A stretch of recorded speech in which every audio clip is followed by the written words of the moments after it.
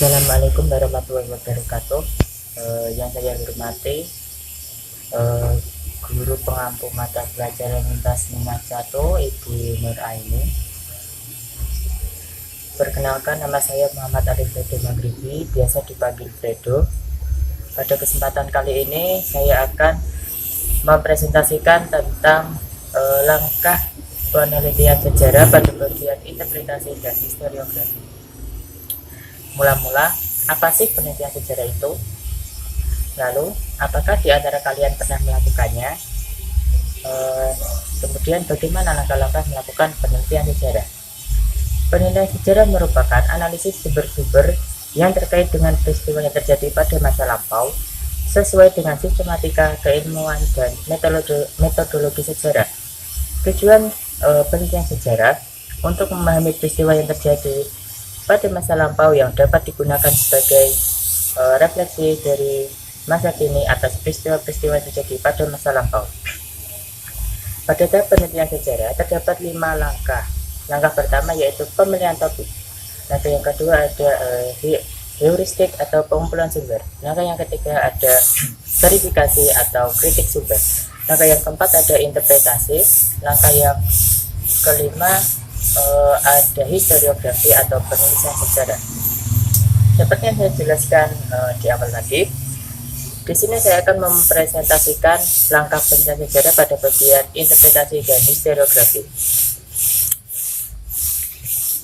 Interpretasi merupakan langkah keempat dari penelitian sejarah. Interpretasi adalah menafsirkan waktu sejarah dan merangkai fakta tersebut menjadi satu kesatuan yang utuh dan harmonis, serta masuk akal. Dapat digunakan teori-teori sosial untuk mendukung interpretasi tersebut. Interpretasi dalam sejarah adalah penafsiran terhadap suatu peristiwa, fakta sejarah, dan merangkai suatu fakta dalam kesatuan yang masuk akal. Peneliti harus menghindari subjektivitas agar penelitian tetap bersifat objektif. Interpretasi adalah jawaban dari pertanyaan-pertanyaan yang muncul sebelumnya. Proses interpretasi terdapat 2 tahap yang selalu beriringan, yaitu interpretasi sintesis dan interpretasi analisis. Interpretasi sintesis sering disebut sebagai proses menyatukan atau mengaitkan fakta-fakta sejarah. Interpretasi sintesis adalah proses menyatukan analisis-analisis dari sumber sejarah yang ditemukan sehingga didapatkan penulisan yang diharapkan. Yang kedua ada interpretasi analisis. Interpretasi analisis merupakan upaya untuk menjelaskan sumber-sumber yang ditemukan untuk menjadi fakta sejarah. Biasanya berupa data yang kurang jelas dalam menguraikan sejarah. Interpretasi analisis sering disebut proses menguraikan, yaitu sejarawan harus melihat hubungan sebab akibat dari fakta-fakta sejarah. Artinya, sejarawan melakukan penafsiran terhadap fakta sejarah. Penafsiran terhadap fakta-fakta itu merupakan suatu keharusan dalam penelitian sejarah. Karena kalau fakta-fakta itu tidak ditafsirkan atau tidak diinterpretasikan, maka fakta-fakta tersebut akan menjadi kronik. Misal, kita menemukan di daerah Jawa terdapat sebuah kronik Jawa yang disebut sebagai Babad Sangkala, misalnya. Kemudian ada juga di Kelenteng Sampokong ditemukan kronik bahwa orang Cina merupakan leluhur dari para wali dan sultan Demak. Kronik itu menunjukkan peristiwa-peristiwa yang terjadi, tetapi tidak ada keterkaitan atau penyelarasan atau relasi antara peristiwa yang satu dengan peristiwa yang lainnya. Jadi, kronik itu suatu karya yang sebenarnya menjadi masalah bagi para sejarawan. Oleh karena itu, sejarawan modern sejarawan modern itu tidak boleh membuat kronik-kronik baru, tetapi harus membuat sebuah sejarah, misal sejarah kontemporer dan semasa dengan si pelaku sejarah tersebut. Jadi, interpretasi itu penting karena Dalam interpretasi, sejarawan melakukan analisis-analisis untuk menguraikan fakta-fakta, menjelaskan fakta-fakta, kemudian mensaling hubungkan fakta-fakta tersebut. Fakta-fakta tersebut tidak boleh berdiri sendiri. Fakta-fakta tersebut harus berhubungan dengan yang lainnya. Inilah yang perlu diingatkan, bahwa interpretasi adalah menganalisis fakta-fakta sedetail mungkin, dikupas, diuraikan dan dideskripsikan, baru kita melakukan proses penyimpulan atau sering disebut sebagai sintesis. Oleh karena itu, interpretasi yang dilakukan oleh subjek sejarah, maka seringkali interpretasi itu kan dilakukan oleh subjek sejarah, yaitu para sejarawan. Maka seringkali sejarawan menulis suatu peristiwa yang sama, maka interpretasinya akan berbeda karena mereka akan mereka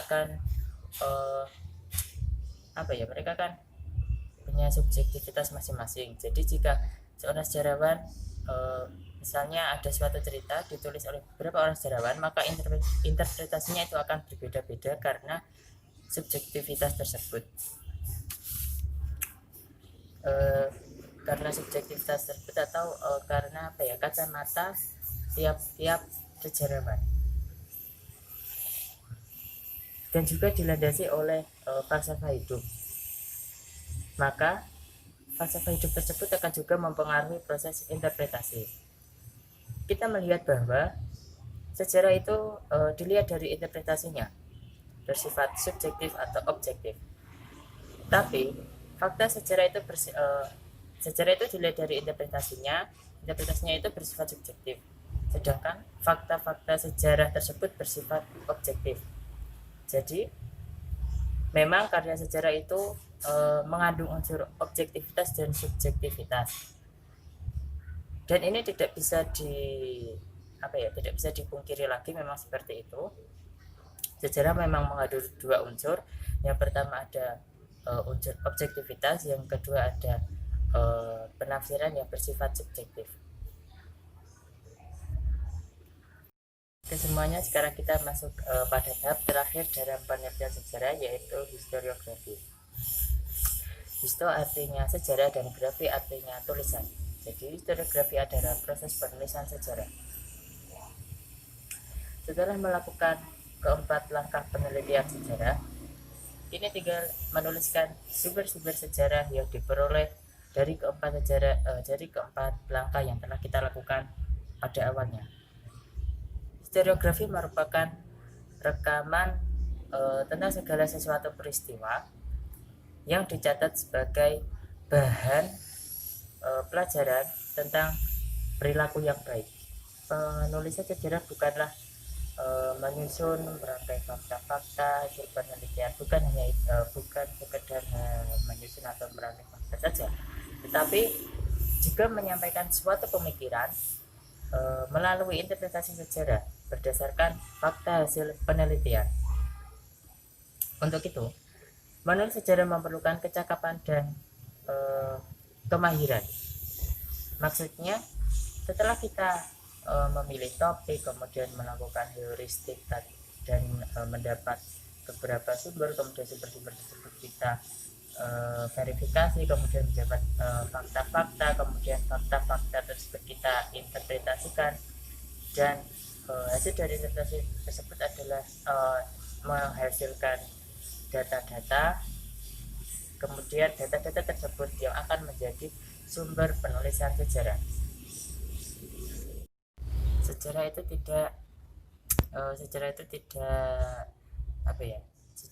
dapat berbicara, atau sejarah itu tidak akan menjadi indah tanpa adanya sentuhan dari ilmu-ilmu lainnya. Dalam tahap ini, seorang sejarawan akan memunculkan interpretasinya, ilmu-ilmu lainnya dalam sebuah kisah sejarah. Peristiwa sejarah yang didapat dari konsep penelitian ditulis begitu indah dalam historiografi berdasarkan fakta-fakta yang ada dan berdasarkan interpretasi, serta berdasarkan sumber yang benar dan menjadi sebuah tulisan sejarah. Ada beberapa macam historiografi, yaitu Di sini ada dua macam, yaitu historiografi deskriptif naratif dan historiografi deskriptif eksplanatif. Pada historiografi deskriptif analisis deskriptif naratif hanya penulisan sejarah yang hanya menceritakan dan menggambarkan, maksudnya hanya berisi narasi kronologi fakta peristiwa yang telah diinterpretasikan tanpa suatu analisis yang lebih mendalam terhadap peristiwa tersebut, hanya menggambarkan dan menceritakan saja. Pada historiografi deskriptif eksplanatif, pada historiografi deskriptif naratif, dia itu tidak hanya menggambarkan kronologisnya saja, tapi dia juga menjelaskan dampak dari peristiwa sejarah tersebut pada kehidupan kehidupan yang akan datang. Peristiwa sejarah, dampak sesudah dan sebelum peristiwa sejarah tersebut dapat diketahui dengan jelas pada historiografi deskriptif eksplanatif. Historiografi deskriptif eksplanatif merupakan analisis yang berfokus pada hubungan sebab akibat serta dampak peristiwa bagi generasi pada masa peristiwa itu terjadi dan bagi generasi sesudahnya. Oke, itu tadi sedikit pembahasan langkah-langkah penelitian sejarah pada bagian interpretasi dan historiografi. Ingat, bangsa yang besar adalah bangsa yang selalu menghargai jasa para pahlawannya.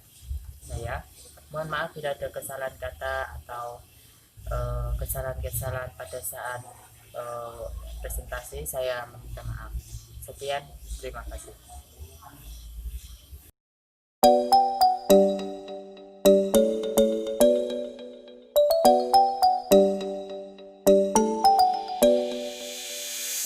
Where should we run to? We got the road in our hands and we're ready to play. They say we're wasted, but how can we waste it if we're loving every day?